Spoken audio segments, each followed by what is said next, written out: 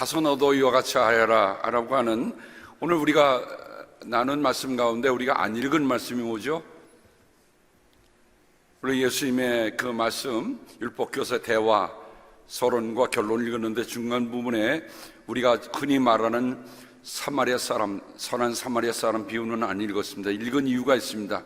오늘 말씀에 그 말씀을 위주로 해서 여러분과 함께 말씀을 나눕니다. 어떤 사람이 예루살렘에서 여러 곳으로 내려가다가 강도들을 만났다. 강도들이 그 옷을 벗기고 때려서 거의 죽게 된 채로 내버려두고 갔다. 늘 읽던 말씀이지만 이번에 말씀을 묵상하다 문득 그런 생각이 났습니다.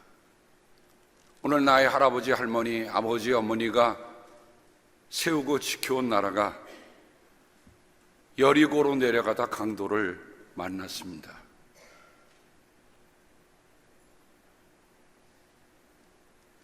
늘 읽던 하나님의 말씀이지만 예루살렘으로 올라가도 신통치 않을 텐데 여리고로 내려가는 나라가 보이고 여리고로 내려가다가 강도를 만난 떼강도를 만난 내 사랑하는 조국의 백성들이 보이더라 말입니다. 지도를 함께 보시죠. 왼쪽에 보면 예루살렘이 있고 오른쪽에는 여리고가 있습니다. 그리고 조금만 지나가면 요단강의 협곡이 보입니다. 예루살렘에서 여리고 가는 중간에 여관 하나가 있습니다. 그리고 그 여관까지 내려가는 골짜기를 갖다가 아둠밈 골짜기라고 얘기합니다. 말레 아둠밈이라는 붉은 비탈길, 그러니까 거기에는 풀 한 폭이 없는 황량한 비탈길인 것이 틀림이 없습니다. 이 여리고로 내려가는 길은 역사적으로 참 슬프고 고통스러운 길이었어요. 특히 다윗의 아들 압살롬이 아버지를 반역해서 그 아들의 반역을 피해 야반 도주했던 길, 사무엘기 하에 보면 다윗은 계속하여 울고 여러분 한번 생각해 보세요. 다른 사람도 아닌 자기가 낳은 아들이 자기를 배반하고 배신하여서 역모해갖고 그 아들을 피해서 내려가는 길에 아버지의 눈물이 그칠 새가 없는 거예요. 다른 사람이 그때 가면 한번 울고 말지. 근데 그것을 생각하니까 눈물이 그칠 일이 없습니다. 머리를 가리고 슬퍼하면서 세상이 부끄러운 거예요. 왜? 아들이 아버지를 그랬으니 맨발로 걸어서 갔다. 왕이 신발이 없어서 맨발로 갑니까? 아니에요. 그 아둠밈 골짜기를 내려갈 때 그의 발이 찔리는 그런 것들 하나하나가 어쩌면 자기의 통증을, 자기의 마음의 통증을 가라앉기 위해서라도 차라리 내 발이 아파라. 다윗과 함께 있는 백성들도 모두 머리를 가리고 울면서 언덕으로 올라갔다. 그리고 그 언덕을 놀아서 내려가는 길이 바로 아둠밈 골짜기입니다. 여리고로 내려가는 길에 유다 역사의 마지막인 열왕기하 25장에 보면 유다의 마지막 왕, 라스트 엠퍼러, 그 시디기야가 바벨로니아 왕이었던 느부갓네살 왕이 예루살렘을 포위해갖고 굶겨 죽이기로 했어요. 나중엔 토성을 싸갖고 이제 들어가려는데 거기에 또 벽까지 뚫리고 맙니다. 그래서 도망친 길이 바로 아둠밈 골짜기입니다. 성벽을 뚫은 이 시디기야 왕은 바빌로니아 군대가 도성을 포기하고 있는데도 밤을 틈타서 모든 군사를 거느리고 왕의 정원 근처 두 성벽을 잇는 통로를 빠져나와 아라바 쪽으로 도망하였다. 그러나 바빌로니아 군대가 시디기야 왕을 추격하여 여리고 평원에서 그를 사로잡으니 시디기야의 군사들은 그도 모두 그를 버리고 흩어졌다. 잡힌 시드기야가 어떻게 됐습니까? 두 눈이 뽑혔어요.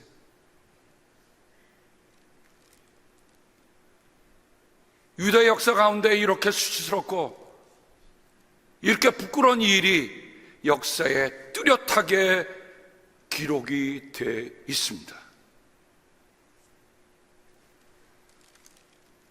예수님 때의 마을의 아둠밈이라는 곳은 피로 가득한 길이라 불렸어요. 피의 밭이라 불렸습니다. 흙이 빨개서가 아니라 행상인들과 성전을 향해 올라오는 순례자들이 그 길을 지나야 되는데 심히 위험한 길이었어요.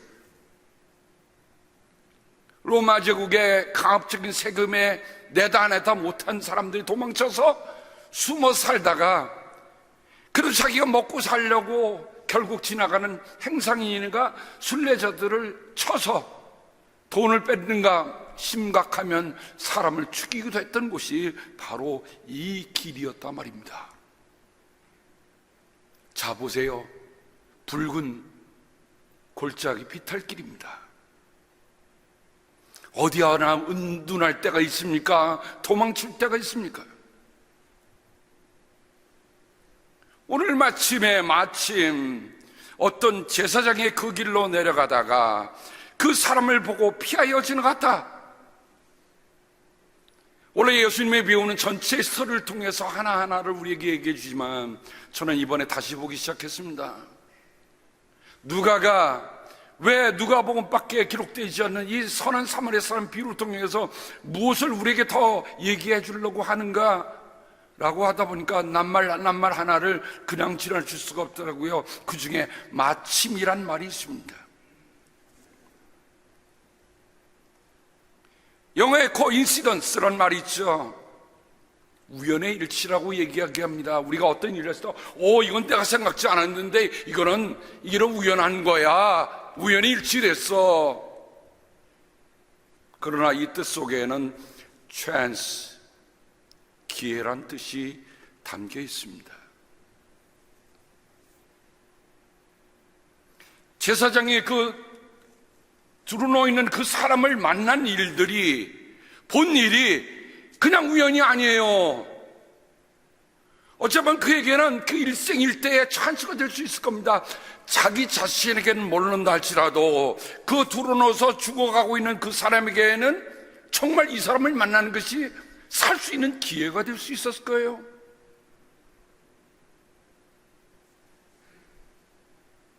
여러분, 우리가 살아가면서 이거 생각지 않았던 일이 일어나 라고 부딪히는 일이 일어날 때가 혹시 있었습니까?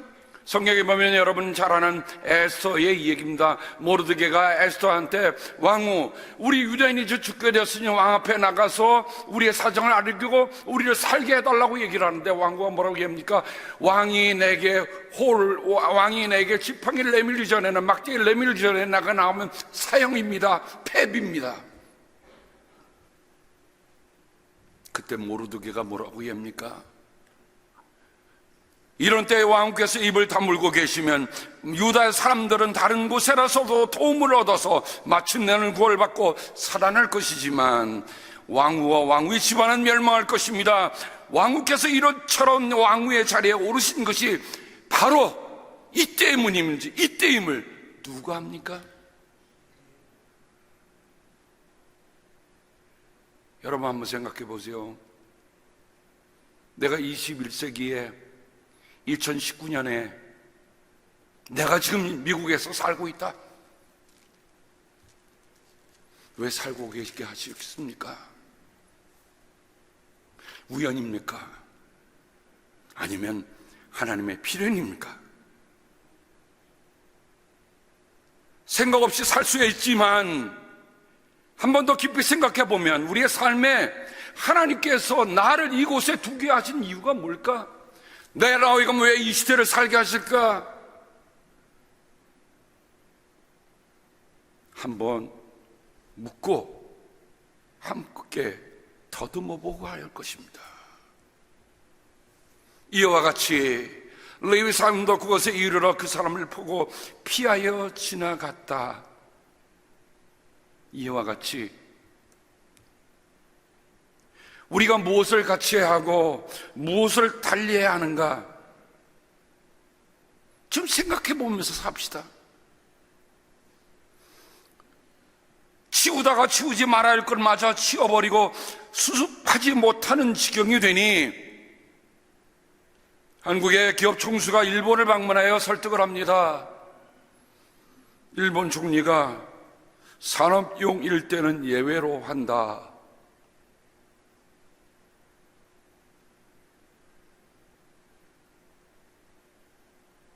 여러분, 1965년에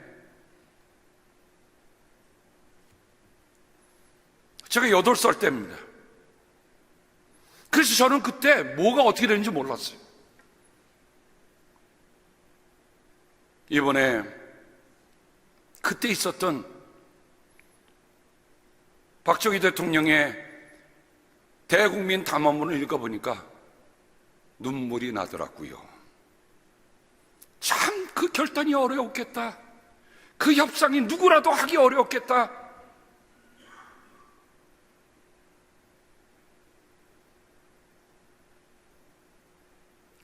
그나마 이것도 하지 않으면 오늘의 대한민국은 없습니다. 그때 받은 돈으로 경부고속도로 열고, 그때 받은 돈으로 포항제철을 만들고, 그렇게 해서 이렇게 세웠잖아요. 아무리 자기와 정적이라 할지라도 잘한 것은 잘한 것이라고 얘기해 줘야 하는 겁니까? 아닙니까 그게?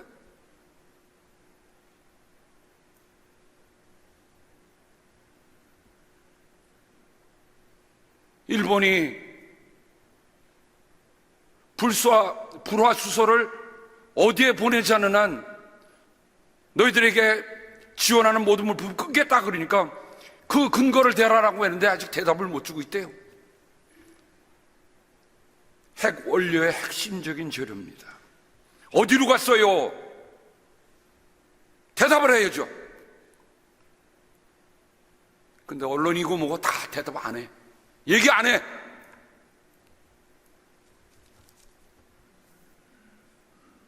제사장이 피해갔듯이 레위인도 피해갔듯이 이와 같이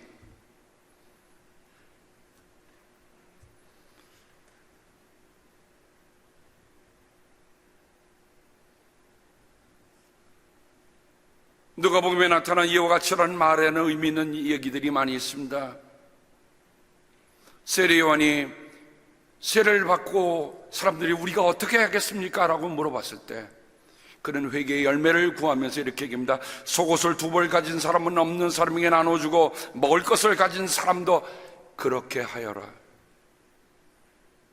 회개라고 하는 것은 행동의 변화가 수반되어야 합니다. 너희가 남에게 대접받고자 하는 대로 남을 대접하여라. 오늘 예수님 말씀하셨을 때 율법학자가 누가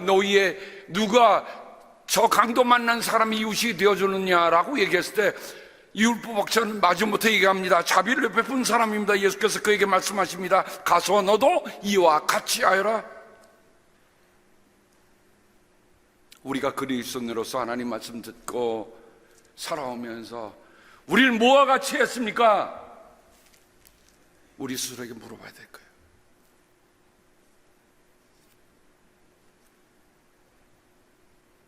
누가는 다른 복음서 기록지 않은 실로암 망대가 무너진 일, 갈릴리 사람들이 제단에다 예배를 드리다가 빌라도가 와서 몰살시킨 일에 대해서 기록하면서 예수님의 이 말씀을 남깁니다. 내가 너에게 말한다.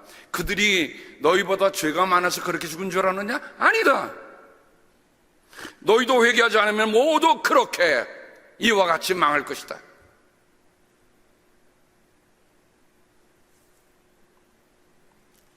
롯 시대에도 그와 같은 일이 벌어졌다. 사람들이 먹고 마시고 사고 팔고는 나무로 심고 집을 짓고 하였는데 그날의 지붕 위에 있는 사람은 자기 물건들이 집 안에 있더라도 그것들을 꺼내려고 내려가지 말아라. 또한 들에 있는 사람들도 집으로 돌아가지 말아라. 이와 같이 해야 할 것이 있고 이와 같이 하지 말아야 할 것이 있습니다. 안타깝게도 하나님과 가장 가까이 있으면서 하나님의 일을 하고 하나님의 법을 알고 하나님의 말씀을 잘 안다고 하는 제사장들과 레위인이 지나갔다는 거예요. 그러나 어떤 사마리아 사람은 길을 가다가,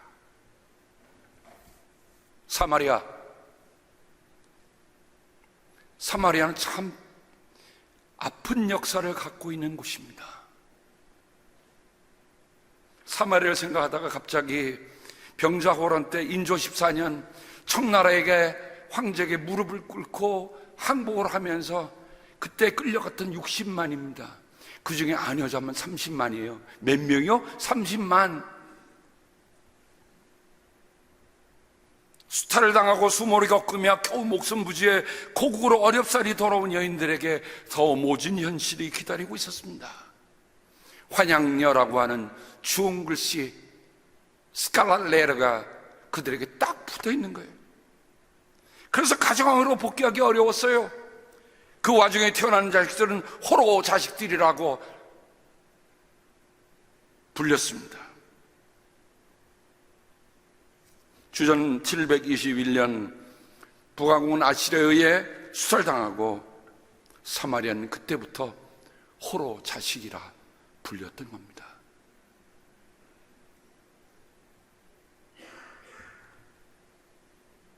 그런데 그 사마리아 사람들이 정말 생각지 않은 사람다운 일을 한 역사가 역대기에 기록되고 있습니다. 유다왕 아하스가 암몬 신 몰렉, 여러분 왼쪽에 지도에 보면 왼쪽에 북왕국 위에 있고 밑에 남왕국이 있습니다. 그리고 오른쪽에 암몬이 있어요. 모압이 있고, 암몬과 모압은 롯의 후손들입니다. 그래서 이스라엘 백성들이 이거는 사람같이 여기서 않던 백성들이에요.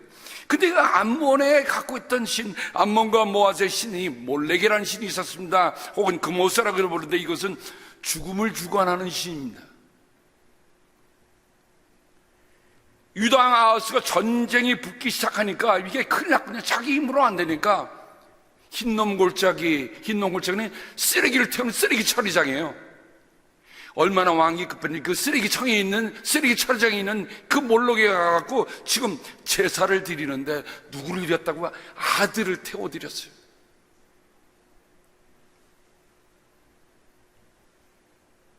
그게 정통성을 유지하는 유다 왕국에서 일어난 일이더라 말입니다.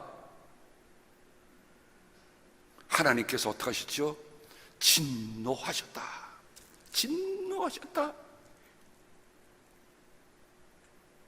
여러분, 하나님이 사랑 많은 분인 걸 우리 다 알아요. 그러나 하나님도 진노하실 때가 있으셔.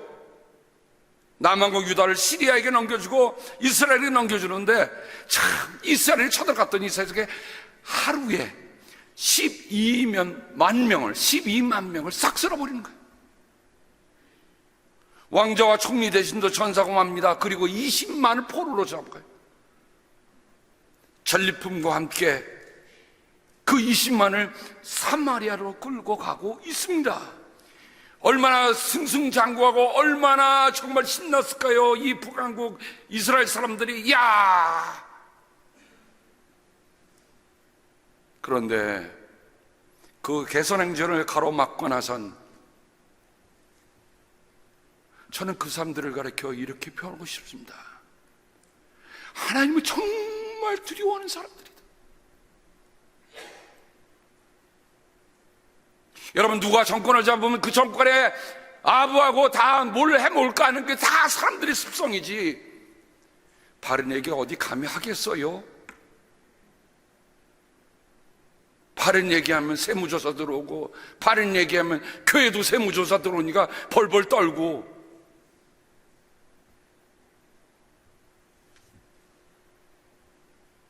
그런데 그 개선행진을 가로막고 나선 하나님을 정말 두려워하는 사람 5이 있었습니다.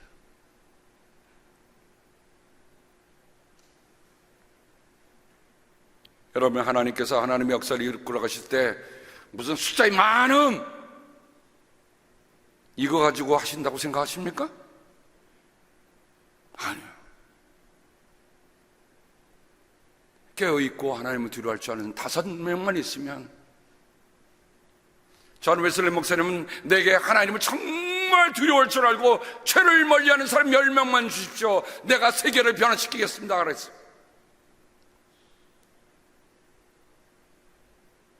그 중에 한 사람이 이렇게 표현합니다. 하나님의 예언자 오뎃. 오뎃이 어디서 어떻게 나타난지는 모르겠지만 그 사람의 이름이 거기에 분명히 기록되어 있습니다. 그런 얘기합니다. 주 당신들의 조상의 하나님께서 유다의 백성에게 진노하셔서 그들을 당신의 손에 붙이신 것은 사실이요, 하지만 당신들이 살기가 등등하여 그들을 살육하고 그것으로 성이 차지 않아서 유다와 예루살렘의 남녀들까지 노예로 삼을 작정을 하고 있어? 당신들도 주 하나님을 거역하는 죄를 지었다는 것을 알아요. 당신은 이제 내가 하는 말을 들으시오. 당신들이 잡아온 이 포로들은 바로 당신들의 형제 자매이니 곧 풀어주어 돌아가게 하시오. 그렇게 하지 않으면 주님께서 진노하셔서 당장 당신들을 벌하실 것이오.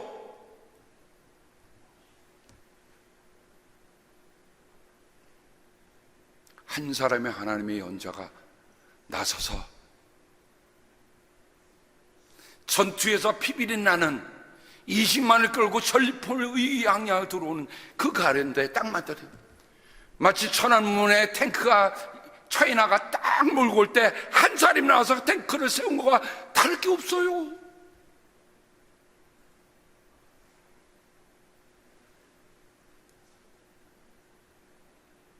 그 하나님의 예언자에게 힘을 얻어서 했을까? 백성의 지도자 4사람, 에브라임 자손이니까 부흥국은 에브라임 자손이잖아요. 4사람, 아샤랴, 베레가, 열시기야, 아마사. 제가 성경을 수차례 읽어도 이 이름을 못 외우겠더라고요. 우리들 가운데 이 이름을 기억하고 있는 사람 있을까요? 하지만 그들의 이름이 하나님의 책에 분명히, 하나님의 역사에 분명히 기록되고 있는데, 이 4사람이 하는 말을 들어보세요.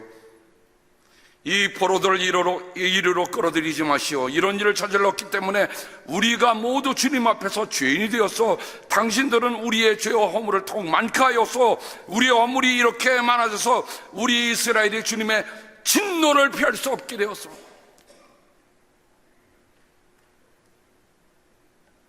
사랑하는 여러분, 그들이 겁주저가 한 얘기겠습니까?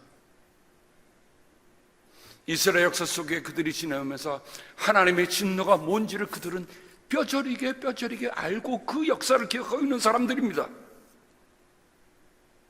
그러니 그 포로들은 형제니 되돌려 주라고 하는 이 말,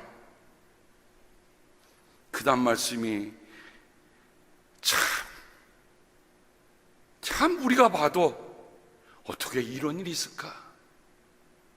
무정한 군인들이 이 말을 듣고 포로와 전리품을 백성과 지도자들에게 넘겼다. 사람들이 위에 4 지도자들에게 포로를 돌보아 주도록 임무를 맡기니 그 4사람이 전리품을 풀어서 헐벗은 이들을 입히고 맨발로 걸어온 이들에게 신을 신기고 먹을 것과 마실 것을 가져다 주고 상처를 입은 자들은 기름을 발라 치료하여 주고 환자들은 나귀에 태워 모두 종려나무 성 여리고로 데리고 가서 그들의 친척에게 넘겨주고 사마리아로 되돌아왔다.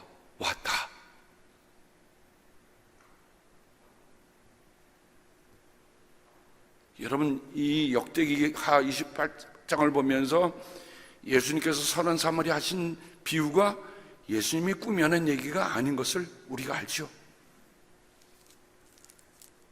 역사에 이런 일이 있었어요.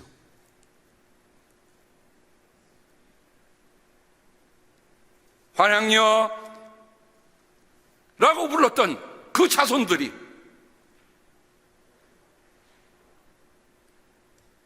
호로 자식들이라고 부르는 그 자손들의 그 전에 있었던 얘기입니다. 다른 말로 하면 오늘 우리가 함께 읽은 선한 사마리아 사람 비유는 역사가 담겨 있는 비유예요. 그것은 뭐를 의미합니까? 어떻게 은혜를 입었는가 기억하라는 거예요. 어떻게 오늘이 있는가를 기억하라는 겁니다. 기억하지 못하고 함부로 힘을 휘두르면 하나님의 진노를 입을 것입니다. 그림 한 장 보시죠.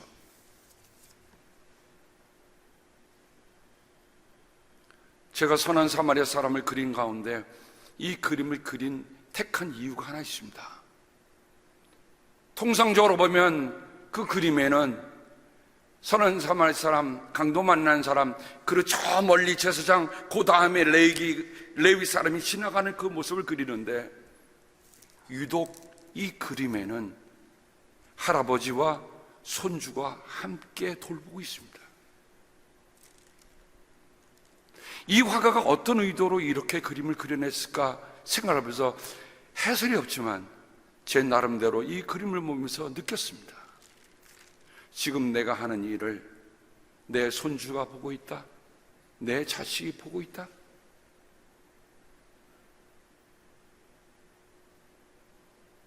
여러분, 이 할아버지가 지금 누워있는 사람에게 올리브병을 들고 기름을 발라주고 있는 손가락 하나하나 보세요.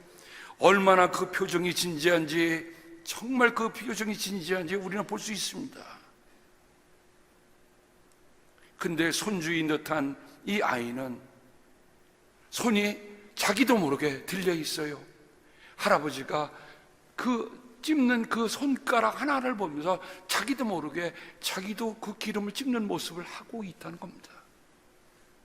최선도 저는 그렇게 봤어요.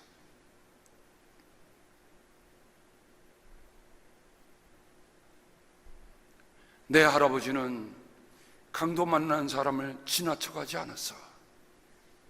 내 할아버지는 강도 만난 사람을 저렇게 자상하게 돌보셨어. 피 흐르는 상처에 자기 손가락으로 찍은 거예요. 뭐 거즈로 된 것도 아닙니다. 하나 얼마나 그 표정이 진지한지 이 손주의 표정도 아주 진지한 표정으로 되는 것을 우리가 볼 수가 있습니다.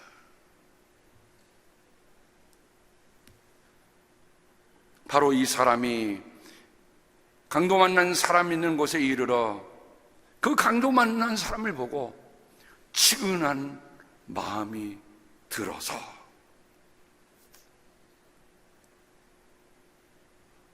이 치근한이라는 말이 우리말로 번역을 하면 동병상련을 느껴서 동정심이 우러나서 애 끓는 마음으로, 애 달픈 마음으로, 이 애라는 말은 창자의 자를 얘기잖아요. 얼마나 그 사람이 당한 일을 내 마음으로 품길래 여러분, 사람의 가장 기쁜 곳을 창자라고 했어요. 근데 그 창자가 끓는단 말이에요.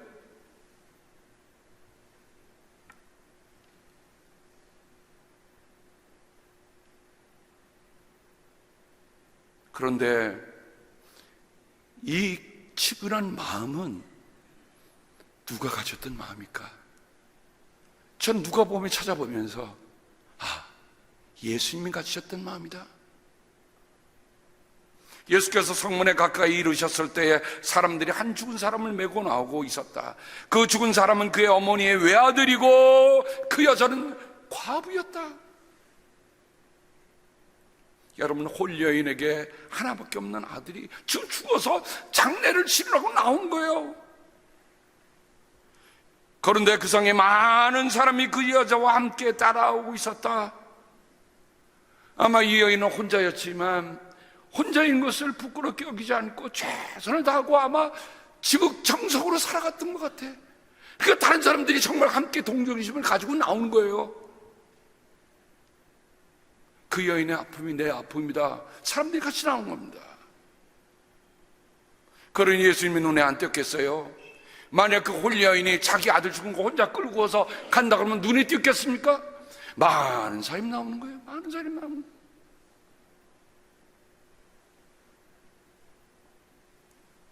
주님께서 그 여자를 보시고 그 다음에 뭐예요? 가엾게 여기시고.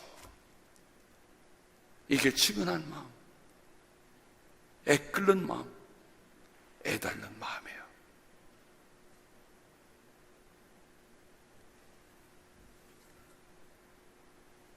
말씀하십니다.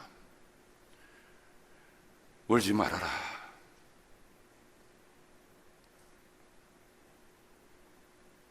그리고 앞으로 나가서 관에 손을 대시니 메고 하는 사람이 멈추었습니다. 예수께서 말씀하십니다. 젊은이야, 내가 네게 말한다. 일어나라.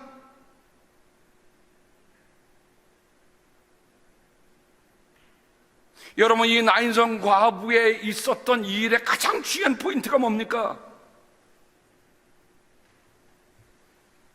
예수님이 그 여인을 측은히 여기시는 마음.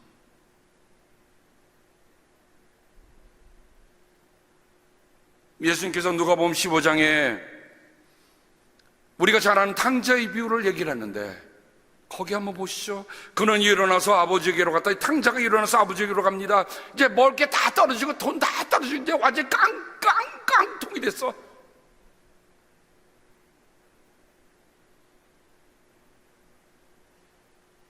아버지께로 가야 살겠다. 아버지 저를 종으로 삼아 주십시오라고 가서 말해야겠다 생각하고 일어나서 가는데, 그가 아직도 먼 거리에 있는데 그의 아버지가 그를 보고 측은히 여겨서 달려가 그의 목을 껴안고 입을 맞추었다. 저는 이런 생각인데, 저는 좀 시력이 안 좋아요. 그래서 멀리 있는 분이 얼굴이 잘 안 보여요. 제가 골프공을 치고 제가 어디 갔는지 몰라요. 근데 그 아버지가 말이에요, 분명히 노안이 오셨을 분인데, 이 아버지 눈이요, 제가 보니까 망원경이고 현미경이더라고요. 망원경이고 현미경이요. 망원경이란 뭡니까? 멀리서도 보는 거예요. 현미경은 그 아들이 어디 다쳤나 어디를 세세하게 보는 눈이, 아버지가 두 눈이 다 갖고 있다란 말이에요. 애타는 마음이 눈을 짓무르게 했지만 애끓는 마음이 시력을 찾아주었으니 이게 하늘아버지의 마음이고 예수님의 마음입니다. 제가 한국에 여러분 잘 아는 심청전 그 대목 한번, 제가 판소리는 못해요. 비슷하게 해볼게요. 아이고 아버지, 여태 눈을 못 뜨셨소. 인당소 풍랑중에 빠져 죽던 청이가 살아서 여기 왔소. 어서 눈을 떠서 손녀를 보옵소서. 신봉사가 이 말을 듣더니 어쩔 줄을 모르난디, 애인의 딸이라니, 아니 내 딸이라니, 내가 죽어 숭천지를 들어왔느냐, 내가 지금 꿈을 꾸느냐, 이거 참말이냐, 죽고 없는 내 딸 심청 여기가 어디라고 살아오다니, 웬 말인고 내 딸이면 어디 보자. 아이고, 내가 눈이 있어야 내 딸을 보제.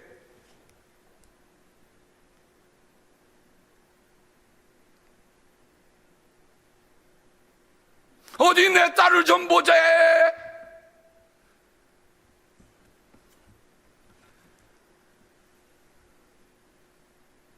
눈이 열렸습니다. 여러분, 거기에서 나타난 얘기가 뭡니까?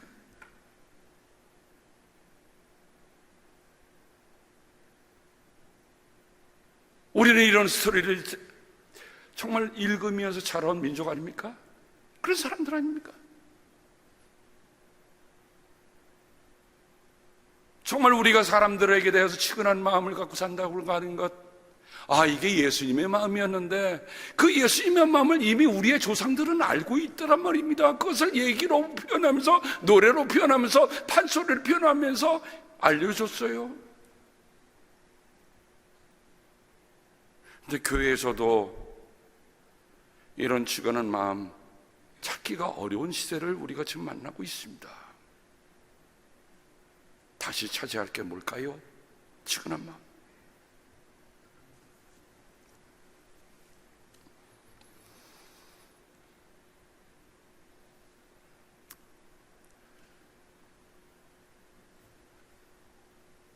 이 사람은 뭐라고 합니까? 그를 영원으로 데려가서 2달란트를 주고 병이 더 들면 내가 돌아오는 길에 다 갚아주겠어 그랬나? 돌아오는 길에 여러분 기억하세요. 누가 돌아오십니까? 우리 주님이 돌아오세요. 우리는 주님이 다시 돌아오심을 기다리며 사는 사람들이에요. 그때 주님이 우리를 보시고 돌아오실 때 정말 내가 가졌던 그 마음으로 네가 살았구나라고만 얘기하면 듣는다면 저는 다 될 것 같아요.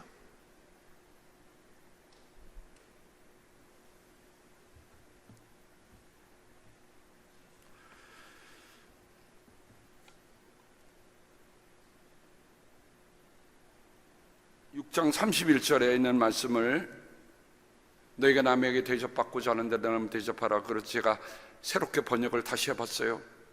너희는 남이 내게 해 주기를 바라는 대로 남에게 해 주어라.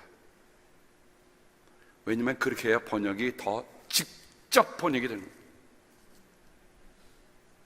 성경에 행하라는 말, 보이에오라고 하는 말은 무수하게 나옵니다. 그 말은 뭐예요? 믿는 만큼 살라는 거예요. 믿는 만큼 살라는 거예요. 오늘 우리 살아가는 조국이 강도 만나서 인사불성이 되어가고 있습니다. 우리가 나라를 위해 기도하고 우리가 해야 할 일이 뭔가 한번 생각해 보십시다. 또 우리 이웃을 봐서 이웃 중에 강도 만나서 인사불성이 돼. 여러분, 강도 만나서 인사불성이 된 사람 자기 스스로 할 수 있는 일이 아무것도 없어요. 누군가 돕지 않으면, 누군가 치료해주고 데려가지 않으면 살아날 수가 없어요. 저는 우리 연장자들이 모인 이곳에 정말 선한 사마리아 사람, 라구나 예수교회 성도님들은 그 사마리탄이야. 그 사마리탄이야. 그런 말을 듣는 우리를 모두가 됐으면 좋겠습니다.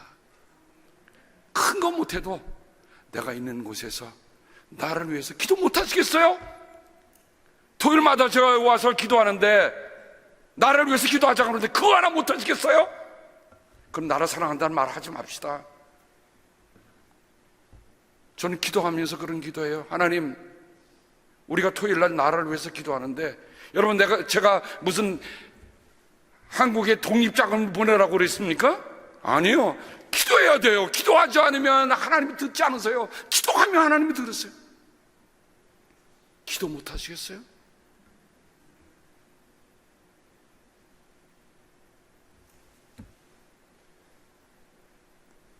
너희는 남에게 해 주기를 바라는 대로 남에게 해 주어라. 기도하겠습니다. 주님, 예수님의 대답은 심플했습니다. 그래, 가라. 너도 이와 같이 행하라. 주님, 우리가 정말 행동하는 그리스도인이 되게 하여 주시옵소서. 우리의 믿음이 믿는 만큼 살게 하시고 사랑하는 만큼 믿게 하여 주시옵소서. 예수님의 이름으로 간절히 기도합니다. 아멘.